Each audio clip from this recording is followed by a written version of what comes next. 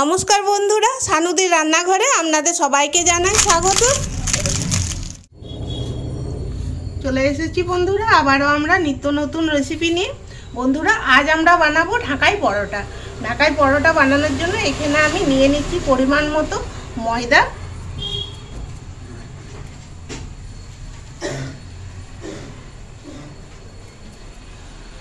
দিয়ে দিচ্ছি 2 চামচের মতো সাদা তেল,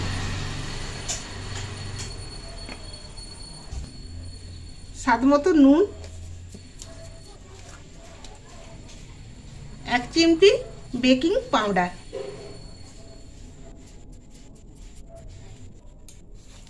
এরপর সব উপকরণগুলো আমি ভালো করে মেখে নিচ্ছি। খুব ভালো করে আমি মেখে নিয়েছি।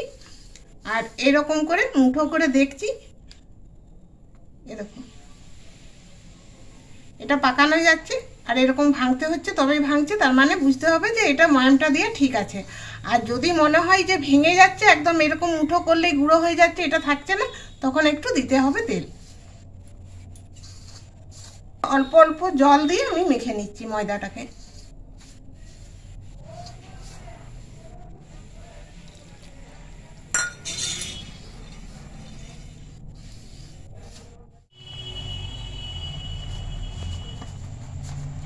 ময়দাটাকে আমি এইভাবে মেখে নিয়েছি, যেমন লুচির আটা মাখা হয় ঠিক সেরকম একটু শক্ত করে মেখেছি। আর আমি আধ ঘন্টার জন্য ঢাকা দিয়ে রেখে দিচ্ছি। ঢাকাই পরোটার জন্য একটা নিরামিষ আলুর সবজি বানাচ্ছি আমি। কড়াইয়ে দিয়ে দিলাম পরিমাণ মতো তেল, একটা শুকনো লঙ্কা, গোটা জিরে, এখানে আমি টমেটো আর ক্যাপসিকাম কুচিয়ে রেখেছি, এগুলো দিয়ে দিচ্ছি।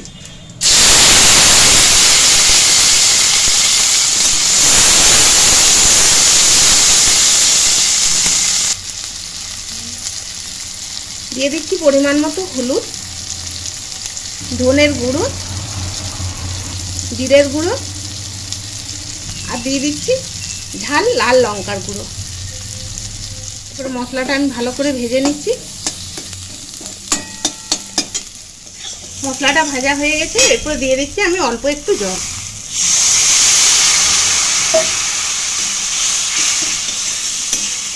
এখানে আমি কিছু আলু সিদ্ধ করে আগে থেকে রেখে দিয়েছি, আর আলুগুলোকে আমি হাতে করে এরকম করে ভেঙে নিয়েছি।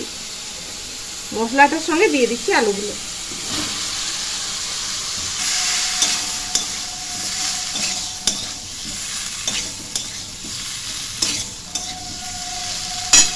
এরপর দিয়ে দিচ্ছি আমি স্বাদ মতো নুন, দিয়ে দিচ্ছি অল্প একটু চিনি। এরপর খুব ভালো করে আমি আলুটাকে কষিয়ে নিচ্ছি।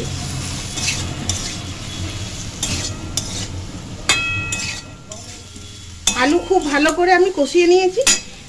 এরপর আমি দিয়ে দিচ্ছি পরিমাণ মতো জল।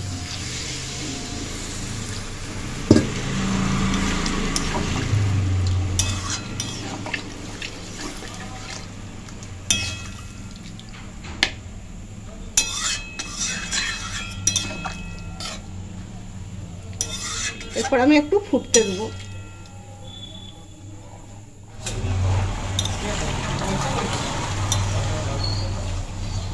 নিরামিষ আলু সবজি আমি তৈরি করে নিলাম। আলু সবজিটা তৈরি হয়ে গেল, গ্যাস অফ করে দিচ্ছি। এরপর এটা আমি নামিয়ে নিচ্ছি। বন্ধুরা, ফিরে এলাম আধ ঘন্টা পর, আর ময়দাটা খুব সুন্দর রেডি হয়ে গেছে। এরপর আমি এটাকে বেলবো। তার আগে আমি এখানে ময়দা আর তেল দিয়ে একটা মিশ্রণ বানিয়ে নিচ্ছি। কিছুটা তেল দিয়ে দিলাম, 2 চামচের মতো ময়দা দিয়ে দিলাম। এরপরে এটাকে মেখে নিচ্ছি। এভাবে মেখে নিয়েছি, একদম ক্রিমের মতো লাগছে দেখতে। এরপর ময়দা দিয়ে আমি রুটির মতো করে বেলে নিচ্ছি।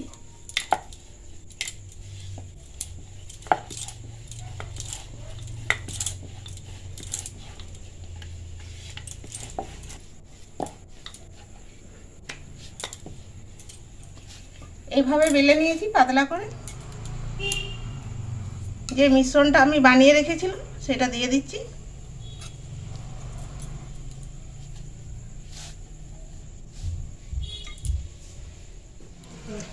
এইভাবে আমি সব পুরো রুটিটাতে বুলিয়ে নিয়েছি। এরপর মাছ বরাবর আমি কেটে নিচ্ছি।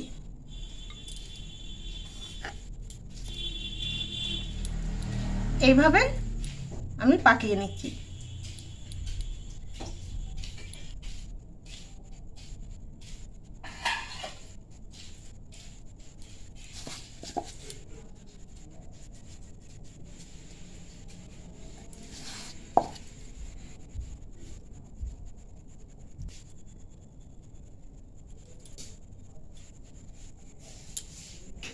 এরপর এই দিকটাতে আমি তেল দিয়ে দিচ্ছি এইভাবে।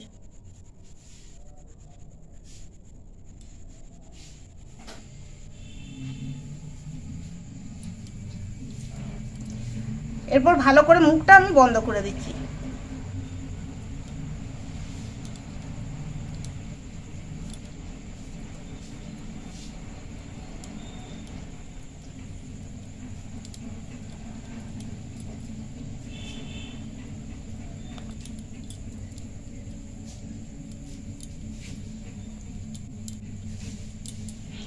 এই দিকটা একটু কেটে নিচ্ছি।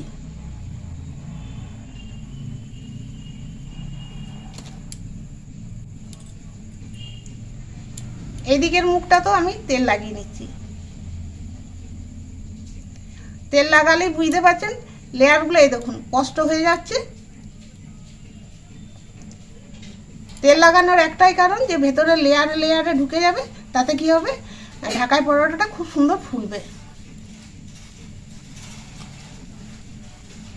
এরপর রেখে দিলাম। এইভাবে আমি বাকি সবকটাই বেলে নিচ্ছি। এইভাবে সবগুলো তৈরি করে নিয়েছি। আর এই দেখুন লেয়ারগুলো কি সুন্দর দেখতে লাগছে। এরপর আমি বেলে নিচ্ছি। একটু তেল বুলিয়ে নিচ্ছি।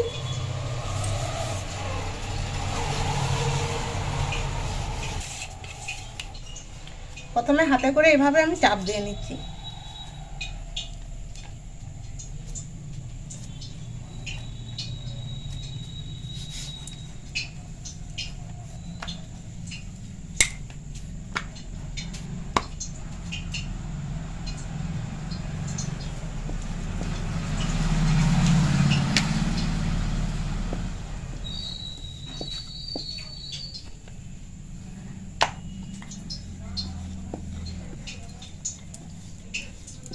এরকম পাতলা করে বেলে নিলাম। ঢাকাই পরোটাগুলো ভাজার জন্য এখানে আমি তেল গরম হতে দিয়ে দিয়েছি। এরপর ছেড়ে দিচ্ছি।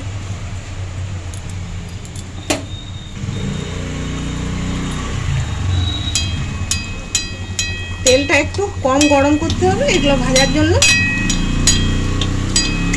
এরপরে এরকম করে এর মধ্যে তেল সমানে দিয়ে যেতে হবে।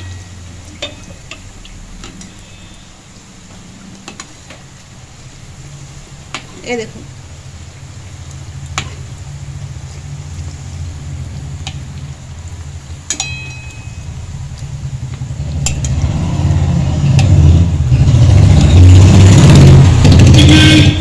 বন্ধুরা, রাস্তার ধারেই আমার রান্নাঘর। সব সময়তে গাড়ি পেরাচ্ছে, গাড়ির আওয়াজ পাচ্ছেন তো প্লিজ বন্ধুরা একটু ম্যানেজ করে নেবেন।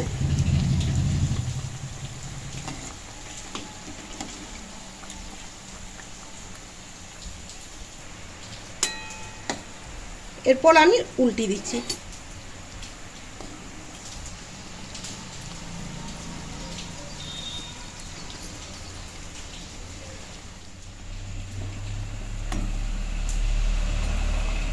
ঢাকাই পরোটাটা ভাজা হয়ে গেছে। এরপর আমি নামিয়ে নেব।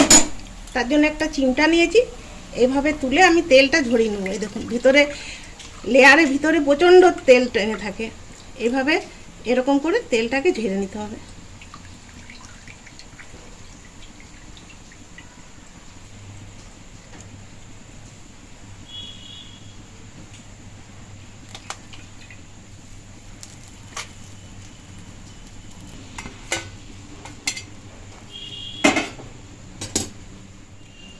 আবার একটা ছাড়ছি। আর বন্ধুরা ছাড়ার সময়তে এই দিকটা সোজা দিকটা উপর দিকে থাকবে আর এই পেছন দিক এইটা তলা দিকে থাকবে।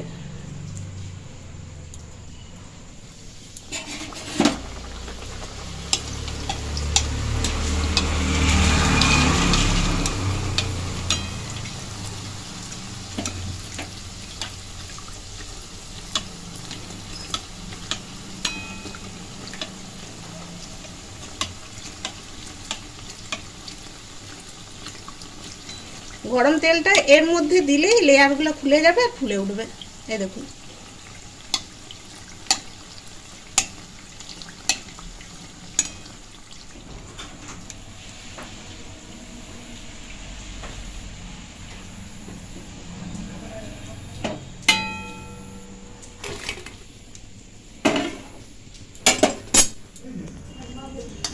বন্ধুরা ঢাকায় পরোটাগুলো আমি এই দেখুন বানিয়ে ফেললাম আর কি সুন্দর হয়েছে দেখুন।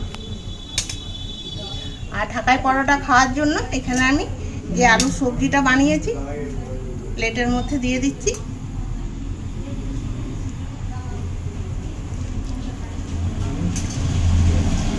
বন্ধুরা একটা ভেঙে দেখাই আপনাদেরকে দেখুন। বন্ধুরা আপনারাও এইভাবে একবার বাড়িতে বানান, বানিয়ে খেয়ে দেখুন আর কেমন লাগলো অবশ্যই আমাকে কমেন্টে জানাবেন। আর বন্ধুরা আজকের এই রেসিপিটি ভিডিওটি যদি আপনাদের ভালো লাগে আমাদেরকে লাইক করুন আর প্রচুর পরিমাণে বন্ধুরা শেয়ার করুন। আমাদের চ্যানেলটিকে সাবস্ক্রাইব করে আমাদের পাশে থাকুন, আমাদেরকে আরও উৎসাহিত করুন যাতে আমরা আরও নতুন নতুন রেসিপির ভিডিও নিয়ে আপনাদের সামনে হাজির হতে পারি। দেখা হবে পরের ভিডিওতে। ধন্যবাদ।